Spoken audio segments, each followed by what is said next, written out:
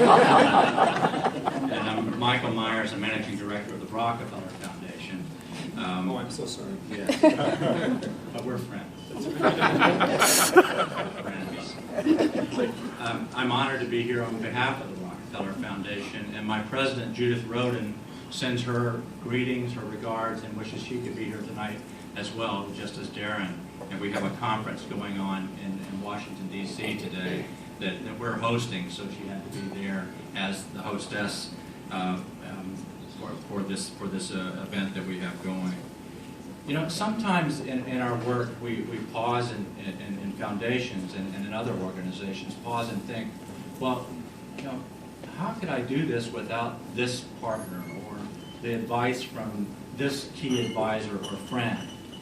And for those of us at the Rockefeller Foundation, APHRC is just that kind of organization.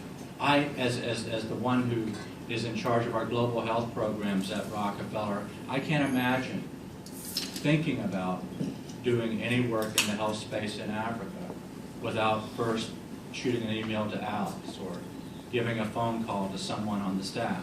It's just unimaginable to me. And that shows how quickly they've become such an important player and an important leader in the space of health and population, not only in that continent, but globally.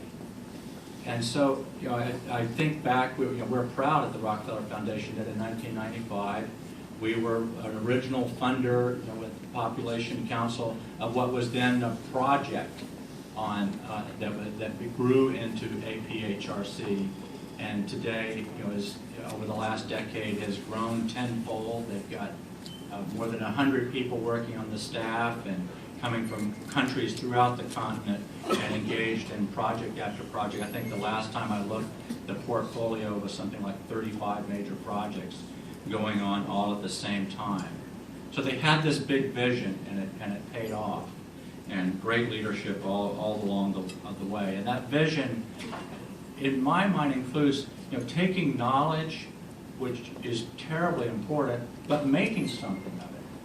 And if you haven't done it, you go look up in the Lancet, you know, the world's most distinguished and respected health journal.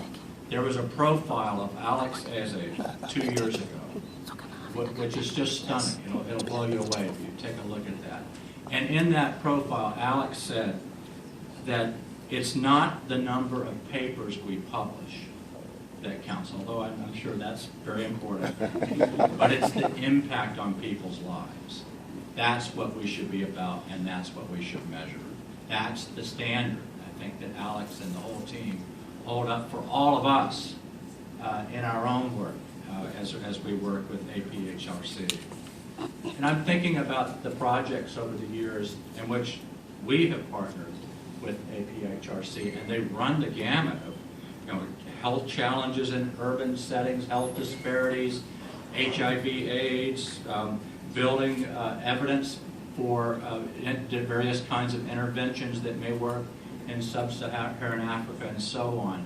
But I'm thinking about one in which we're working together right now and looking at people in informal communities and how we can devise ways to meet their health needs. And in that particular project, not only is APHRC, and this is going on in real time today, not only is APHRC bringing the evidence we need, but they're bringing judgment to the table that we need too, about what will work, what won't work, based on the evidence, and based on now a vast reservoir of experience that they've built up through their amazing work over the years. And another piece before I conclude, they have come to be influential not only in Africa, but globally. And I heard the announcement this week of, there was the release, what is it, there's the Global Nutrition Report. It's the first global nutrition report that's been issued, and it's a combination of efforts from governments and UN organizations and think tanks and foundations and others to have a really independent report on global nutrition. And right there among the authors is Dr. Elizabeth Kimani from APHRC.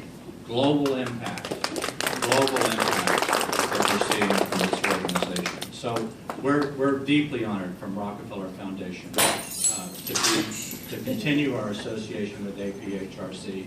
So proud of being there at the beginning, and we know it will never end.